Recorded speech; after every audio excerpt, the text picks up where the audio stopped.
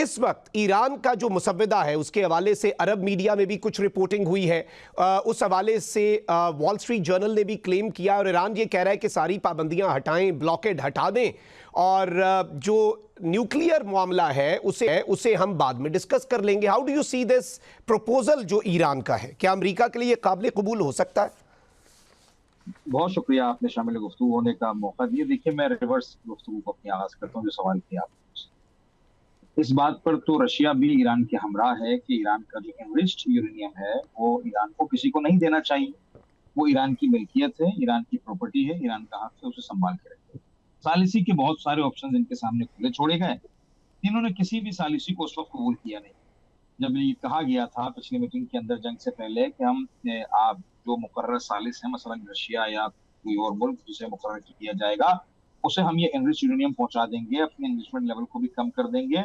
ये बात उस वक्त तो मानी नहीं गई और ईरान पर जंग मुसल्लत कर दी गई। इनका यह ख्याल था कि हम 3 दिन में इस सिस्टम को तहस नहस कर देंगे और अपनी मर्जी की रजीम जिस तरह से दूसरे ममालिक का करते हैं लाकर बिठा देंगे।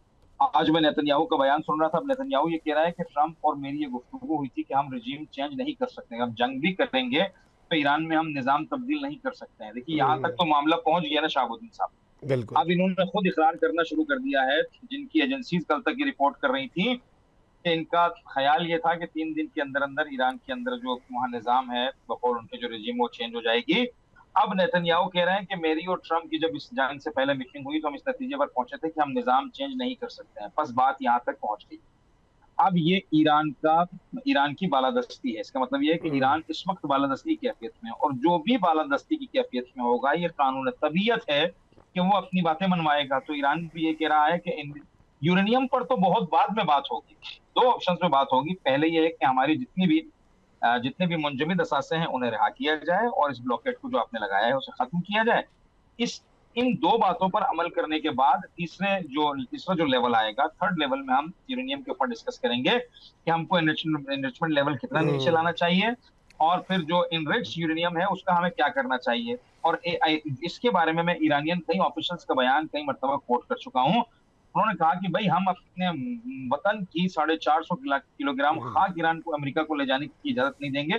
450 किलोग्राम यूरेनियम तो बहुत दूर की बात है। तो ये एक ऐसा इशू है, मैं समझता हूं कि जिस पर अमेरिका को घुटने टिकाने पड़ेंगे और ये होगा।